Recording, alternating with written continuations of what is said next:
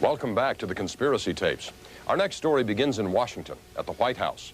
It involves a mystery surrounding the death of Bill Clinton's best friend and personal lawyer, Vincent Foster. They buried Foster last July. They've been trying to bury the riddle of his death ever since. Officially, it has been ruled a suicide. But we've spoken to some criminal experts, men trained in examining violent deaths, who think the Foster case is much more sinister. It is a sweltering July day in Washington, D.C.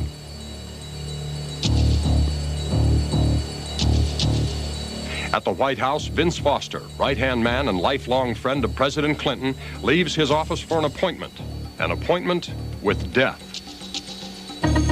The White House is still in shock tonight after the apparent suicide of Vincent Foster, the deputy White House legal counsel and close personal friend of the Clinton family. There is really no way to know why these things happen.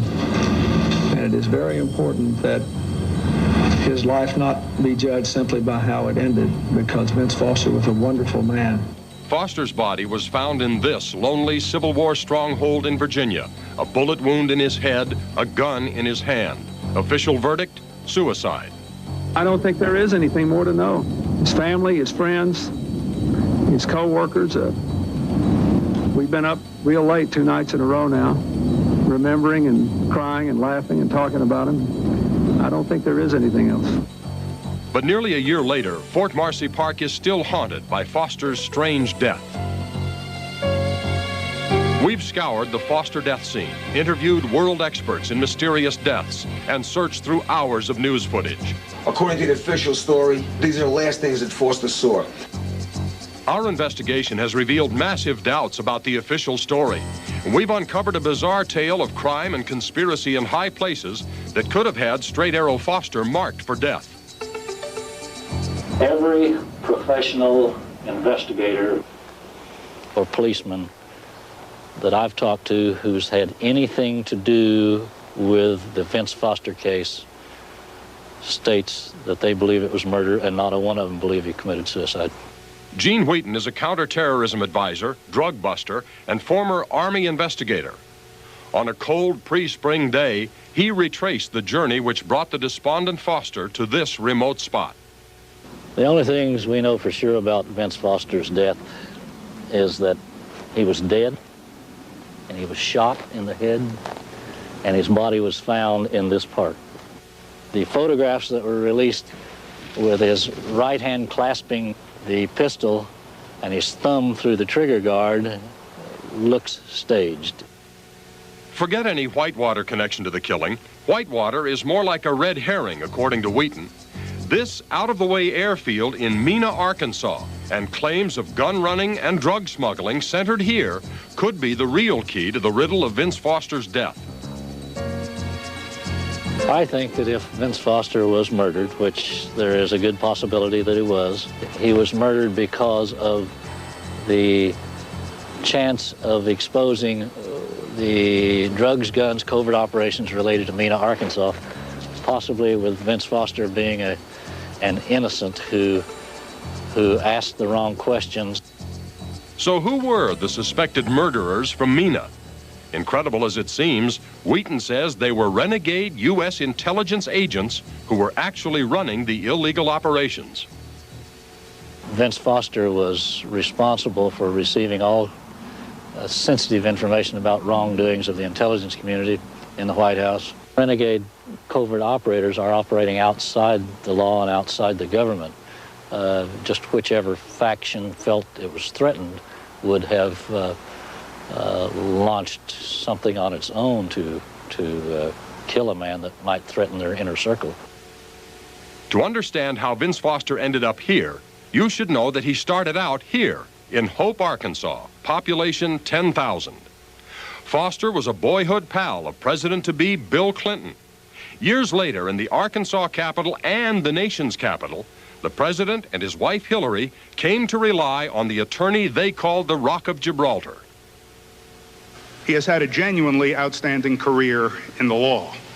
That was Foster's introduction when he addressed graduates at his alma mater just before he died. This invitation has caused me to stop from this hectic and challenging adventure I am on in Washington To think about the roads I traveled to get there. The hectic adventure in Washington proved too much. After a series of attacks by the Wall Street Journal, Vince Foster ended it all, according to the official version. There are far too many unanswered questions. That's completely right. Time, it's completely right. The public record to even begin to call this a suicide. Absolutely, absolutely. Former New York Police Detective Arthur Nascarella learned all about murder on the mean streets of the city.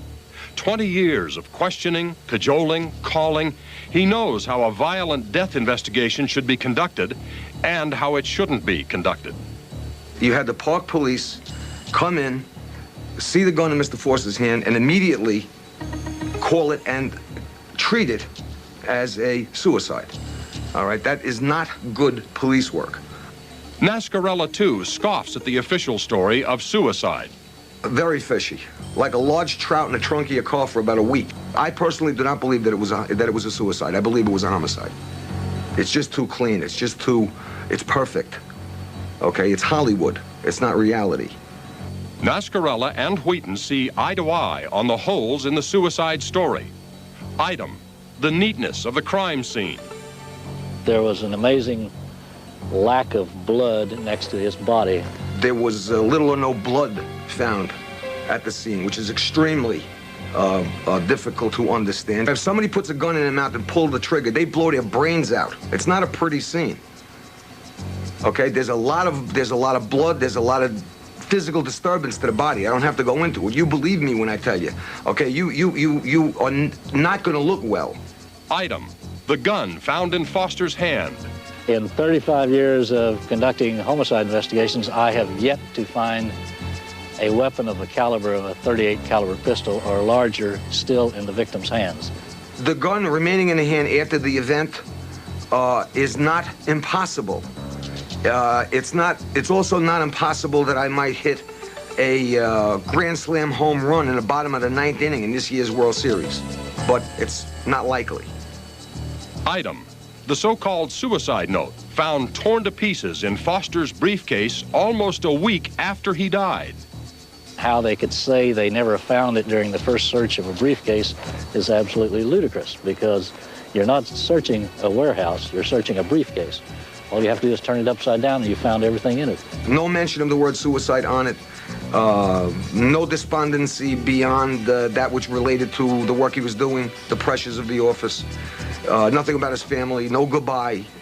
It's not consistent with what goes on. Item, the inexperienced park police investigating the violent death. If I wanted an investigation to be totally screwed up, I would hire the park police to come in and conduct the investigation. I can't think of another group that would be more incompetent at doing that kind of work except for the Keystone Cops. Questions and more questions. All of the ingredients of a murder mystery that Wheaton feels can only lead back to the airport at Mena, Arkansas. I have personally been investigating assassinations of American officers for almost 20 years. These covert operators don't go out and kill KGB agents or Cuban DGI agents. They kill their own. And if you think nobody could be that ruthless, just wait till you hear from a determined cop who had his own brush with death. That mysterious near-fatal encounter, plus Ollie North, Bill Clinton, and Vince Foster's ghost, still ahead.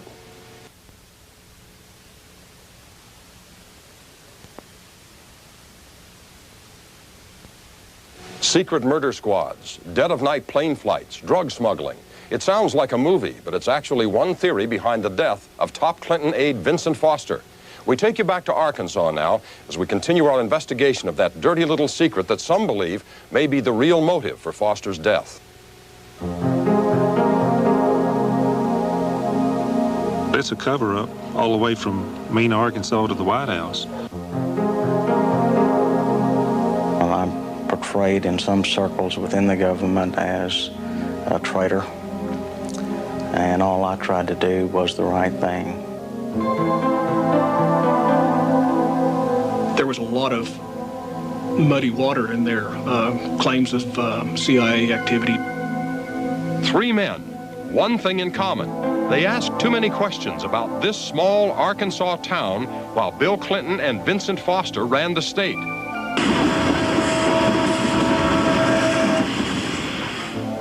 Mena, Arkansas, a theater, some schools, a city hall, and an airport.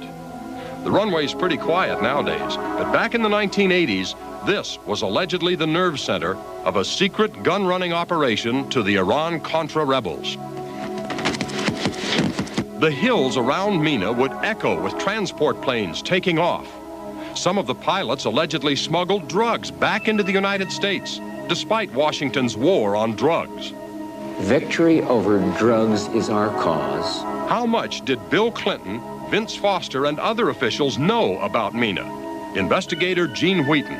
The guns out, drugs back in, was absolutely going on with the knowledge of certain intelligence types within the U.S. government. When the Mena activities were dumped on the governor's desk, I cannot envision Vince Foster not having been consulted. Arkansas State Police Officer Russell Welch tried to find out who knew what. It nearly got him fatally poisoned. I was sick, and it was originally diagnosed as poisoning. And what was the poison that almost cost him his life? Military biological agent, grade anthrax. Anthrax is one of the prime assassination poisons used by the covert operators. Those covert operators included self-confessed drug runner Barry Seal. He was one of Welch's early targets. Barry Seal and some of the local people who were working with him were already saying that they were working with the CIA. Welch soon learned this was no ordinary case. We were several months into the investigation when other federal officers told me that this case wasn't being handled the same as others. And that's when I took their word for it that something was a little bit different. And the difference with this particular investigation was? Well, the intentions in the statements were that the case was being slowed down. Seal ended up dead, victim of an assassin squad. After his own death scare and other warnings, Welch finally got the message. Now, in hindsight, dumb me. They were trying to tell me not to investigate, to leave it alone. I just want to get away from it.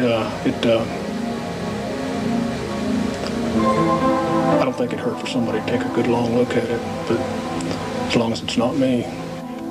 At one point, Bill Duncan was taking a good long look at Mena. He was an IRS investigator assigned to find out what was going on there. He has regretted it ever since. I feel betrayed. I feel like I'm a very patriotic American. I love my state. I love my country. I really did my best. And now I'm basically excluded from a career that I worked very hard to have and that I loved.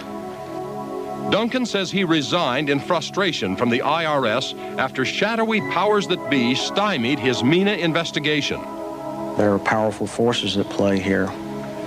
Something important enough for the Department of Justice and high-level Internal Revenue Service officials to become involved in subterfuge, in perjury, in subornation of perjury, in destruction of documents, of evidence, and it continues. They got away with it. I never in my wildest dreams or nightmares envisioned that we would end up with criminal charges. Men like Oliver North, who operated in secrecy, sometimes serve a purpose, Duncan says. I have no problem with bona fide covert operations. It's not my place. If they become intertwined with illegal activity and it corrupts the judicial process and system in my state and needlessly imperils witnesses who cooperate and allows drug smugglers and money launderers to come into our state through an open door or their perception of an open door, then that's another matter entirely. You can go out and arrest a guy for having a joint of marijuana, but you can't go arrest, a C-130 loaded with cocaine because it's a government operation. Airplane technician Terry Capehart says he saw the secret Mena operations firsthand. I'd be out there at 2 or 3 o'clock in the morning and trying to catch gas thieves, and got to noticing weird, unusual goings and comings of airplanes. People don't think that it can happen in Mena, Arkansas. That was what the problem. Chicago, yes, hey, if it had been Chicago, they'd have believed every word of it. Mena, Arkansas, no. It won't happen here. It can't. But it did. As Robert Fisk, the special counsel who's been appointed to investigate the Whitewater affair and the events around Vince Foster's death, began subpoenaing documents, he started into a trail that is leading him into the covert activities at Mena, Arkansas, due to the money trails that lead between Little Rock and Mena. Well, one man Fisk may want to speak to is a former Mena pilot named Terry Reed. Reed almost ended up like Vincent Foster with a bullet in his head. A family's life on the run, plus the questions about what President Clinton knew next.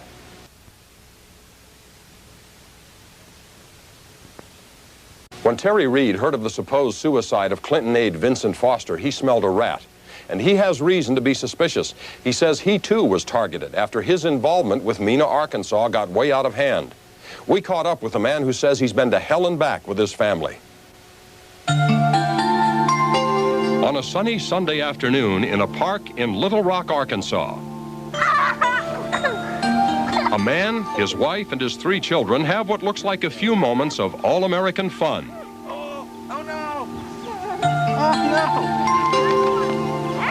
But don't be fooled by this picture. Terry and Janice Reed and their kids spent months on the run, hunted and hounded, branded ruthless fugitives, fearing death around every corner. Their crime? They allegedly fell foul of clandestine American intelligence operatives, which they believe links them to Vincent Foster. I've been very frightened. It's a horrifying experience, and I can't believe I live in the United States, and this is the way people are treated. A typical night is, sleeping with a Smith & Wesson under your pillow. Reed is a pilot and was once with Air Force Intelligence. He says that after a meeting with Oliver North in the early 1980s, he began training pilots in the hills of Mena, Arkansas, for the covert resupply operation of the Contras in Nicaragua. According to these documents, Reed then took his family to Mexico, allegedly to open a CIA front company. You could just as easily ship in large boxes of guns, masked as machine tools, and since Mexican customs was under our control and our payroll, certainly there was no one going to open boxes and see if you had grenade launchers in lieu of computer-controlled lathes. Reed says he soon discovered weapons were not the only items being shipped out of the crates in his warehouse. I confirmed that my warehouse was storing cocaine in very, very large quantities, tons. We're not talking kilos, we're talking tons. Outraged, Reed claims he told his CIA bosses he wanted out. In 1987, the family returned to the United States and to some news that was to change their lives forever. We discovered we were wanted. I was labeled as a high-profile drug dealer, and the armed and dangerous label means the police officer, if you're apprehended, if you resist arrest, they shoot you. And we ran. We stayed on the lam for the better part of 6 months. Until a person that has experienced it, I don't think you can feel the pain, the suffering, the sleepless nights. I mean, how many days can you go without sleep? How many days can you go without eating?